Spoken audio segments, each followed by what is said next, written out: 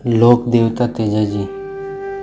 तेजाजी मुख्यतः राजस्थान, उत्तर प्रदेश, मध्य प्रदेश, गुजरात, पंजाब और हरियाणा में लोक देवता के रूप में पूजे जाते हैं। इन प्रदेशों की जनभाषाओं में, लोक साहित्य में उनके आख्यान की अभिव्यक्ति के अनेक रूप मौजूद हैं। राजस्थानी भाषा का तेजा लोकगीत तो इनमें शामिल है ही। वे इन प्रदेशों के सभी समुदायों के आराध्य देव हैं। लोग तेजाजी के मंदिरों में जाकर धोख लगाते हैं और सर्पदंश से पीड़ित व्यक्ति सर्पदंश के जहर से छुटकारा प्राप्त करते हैं। गीत में, संगीत में, नाटक अभिनय में, कथाओं में, भजनों में, डीजे की धुन में, ढोलकी की थाप में, झालर की झनकार में, गांव की गलियों में, मेलों में, पैदल यात्रा में, अलगोजे की धुन में तेजाजी को सुना जा सकता है। धर्म, धरा और धेनु की रक्षार्थ जिन महापुरुषों ने संघर्ष किया और बलिदान दिया, वे लोक देवता की श्रेणी में आ जाते हैं। इसी तरह सत्यवादी श्री वीर तेजाजी महाराज भी लोगों के बीच पूजनीय हुए। करनाल परगना के शासक तहाड़ देव धोलिया का विवाह त्योद किशनगढ़ जिला अजमेर में राव दुलाजी ज्ञानी की पुत्री राम कौरी के साथ हुआ।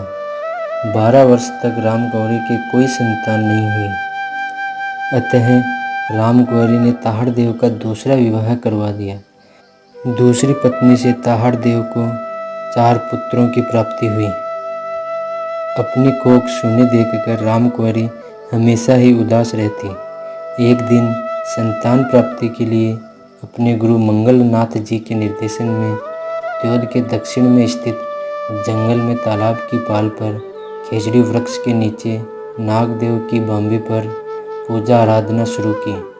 नागदेव के आशीर्वाद से विक्रम संवत 1130 की माघ शुक्ल 14 गुरुवार सन 29 जनवरी 1074 ईस्वी को शेषावतार लक्ष्मण जी ने तेजाजी के रूप में राम कुंवरी के घर जन्म लिया।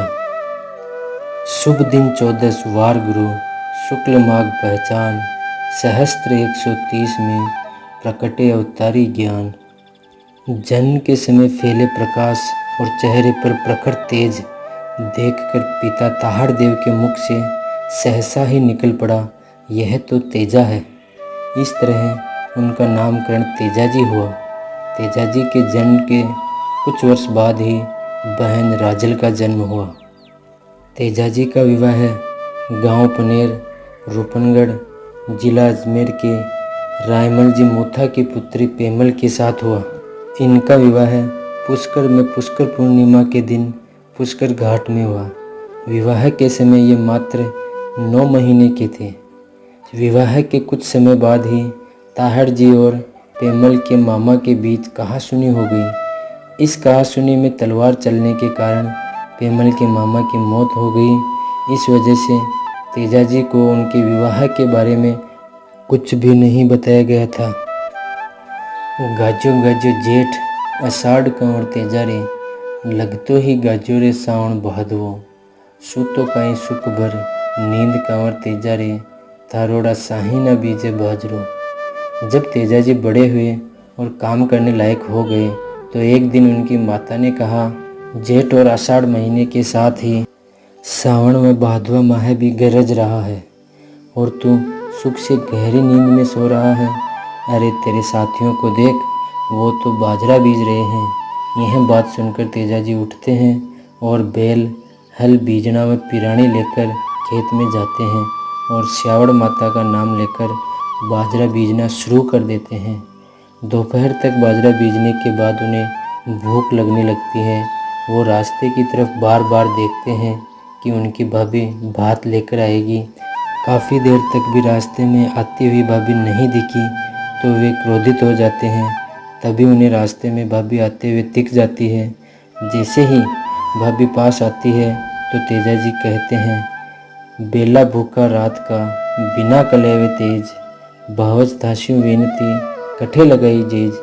तेजाजी के क्रोधित लहजे से भाभी भी गुस्सा हो गई और बोली, मण पीस्यो मण पोयो कंवर तेजा रे, मण को तो रांध्यो खाटो खींचड़ो, लीलण खातर दड़ियो दाणो कंवर तेजा रे, साथे तो ल्याई बातो नीरणी, दौड़ी लारा लारा आई कंवर तेजा रे, मारा गीगा ने छोड़ी झूले रो तो, एड़ा कहीं भूखा कंवर तेजा रे, थारी तो परनेड़ी बैठी बाप के। भाभी का जवाब सुनकर तेजाजी की आंखें क्रोध से लाल हो गईं, क्योंकि उन्हें अभी तक अपने विवाह के बारे में बताया नहीं गया था। तेजाजी गुस्से में रास पुरानी फेंक कर अपनी माँ के पास आते हैं और माँ से पूछते हैं। माँ तेजाजी को विवाह और विवाह के बाद हुआ सारा वृतांत सुना देती है। ये सब सुनकर तेजाजी ससुराल जाने का दृढ़ निश्चय कर लेते हैं। भाभी उन्हें पंडित से मुहूर्त निकलवा कर जाने को कहती है।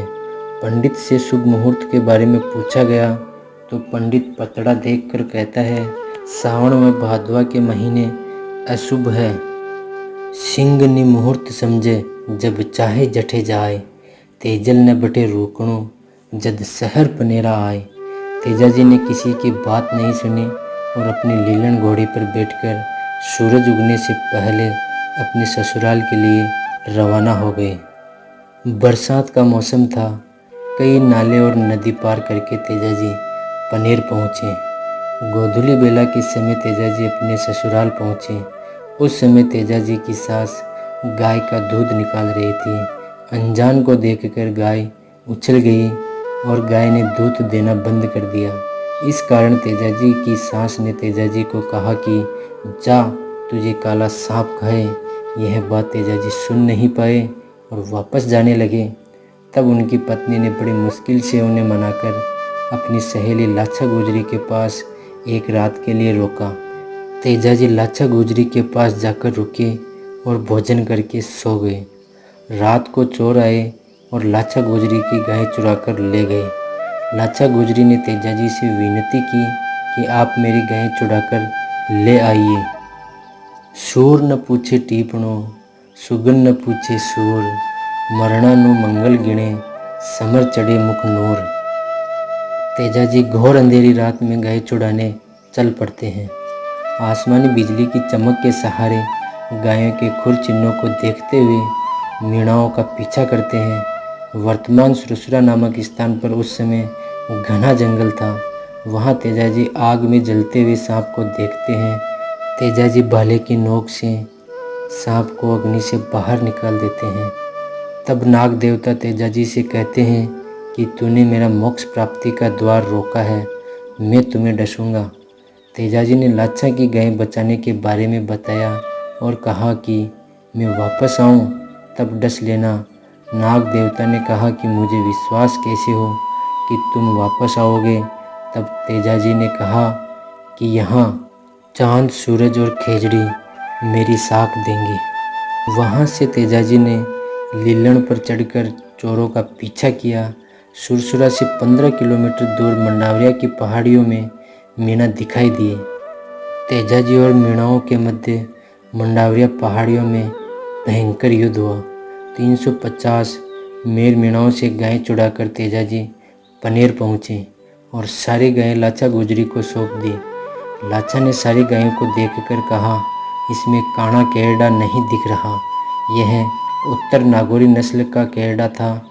उसे नहीं देखकर लाछा उदास हुई। तेजाजी काणा केरडा को लाने वापस गए। तब तक मीणा केरडा को लेकर ब्यावर के निकट अपने मूल गांव चांग चितार की ओर चल पड़े। नरवर की घाटी में तेजाजी ने उन्हें पकड़ लिया। यहाँ मीणाओं ने चाल चलकर एक दल ने तेजाजी से लड़ाई लड़ी और दूसरा दल केरडा को लेकर चांग चितार की ओर निकल पड़ा। परंतु चांग चितार से 1.5 किलोमीटर पहले ही तेजाजी ने मीणाओं को ललकारा। वहाँ भी भयंकर युद्ध हुआ और तेजाजी पूरी तरह घायल हो गए। परंतु काणा केरडा को छुड़ाकर उन्होंने लाछा गुजरी को सौंप दिया। ओ तारो केरडो संभालो लाछा साड़ी, गाया पर आंको अब सूरज सांडड़ो। तेजाजी वचन निभाते हुए नाग देवता की बांबी पर पहुंचते हैं और नाग देवता को डसने के लिए बिना घायल बचे एकमात्र अंग जीभ पर डसने के लिए कहते हैं। तब नाग देवता लीलण के पैर की लपेटा लगाते हुए ऊपर आकर भाले का सहारा लेकर जीप पर डस लिया और वचनबद्धता से प्रसन्न होकर वरदान देते हैं कि कलयुग में गांव-गांव में तेरी देवली पूजी जाएगी।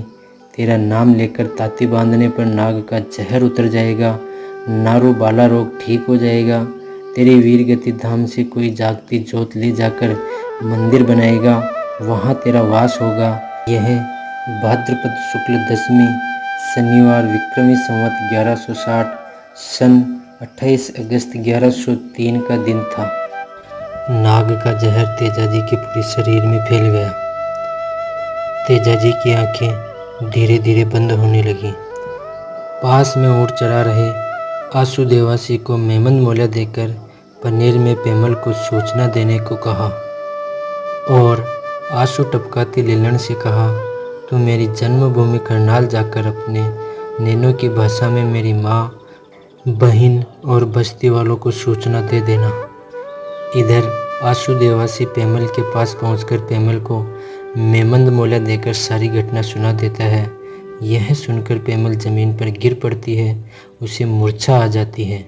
कुछ देर बाद मूर्छा टूटने पर पेमल आंसू पहुंचकर अपने आप को संभालते हुए माँ से सत का नारियल लेकर लाचा और आशु देवासी के साथ नाग देवता की बांबी पर पहुंचती है और तेजाजी के अंतिम दर्शन करती है। आशु देवासी के नेतृत्व में वन के ग्वालों द्वारा चिता चिनाई गई।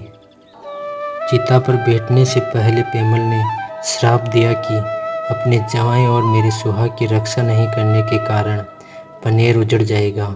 माता तुम वन की रोजड़ी बनना, पिता तुम जंगल में रोज बनकर भटकना। ढोली ने 12वां थाप नहीं बजाया, माली ने फूल नहीं चढ़ाए, मेरे गोत्र झांझर व गुजरों ने तेजाजी का साथ नहीं दिया, अतः ये चारों कुनबे पनेर में कभी नहीं पनपेंगे। ग्वालों और आशु देवासी को फलने फूलने का आशीर्वाद दिया। तब ग्वालों ने पूछा, सती माता आपकी पूजा कब करें? तब पेमल ने कहा कि भादवा सुदी नवमी की रात्रि जागरण करना और दशमी के दिन तेजाजी के धाम पर उनकी देवली को धोख लगाकर कच्चे दूध का भोग लगाना। इससे आपके सभी कार्य सिद्ध होंगे। यही मेरा और तेजाजी का अमर आशीष होगा। तब से लेकर आज तक लोगों द्वारा नवमी को जागरण कर ढोलकी पर 12वां थाप लगाया जाता है और दशमी को तेजाजी देवली धोकर कच्चे दूध का भोग लगाया जाता है। तेजाजी के मुख्य मंदिरों में नवमी के दिन ढोलकी में झालर बजाकर जागरण निकाला जाता है और दशमी को तेजाजी के धोख लगाकर कच्चे दूध का भोग लगाया जाता है।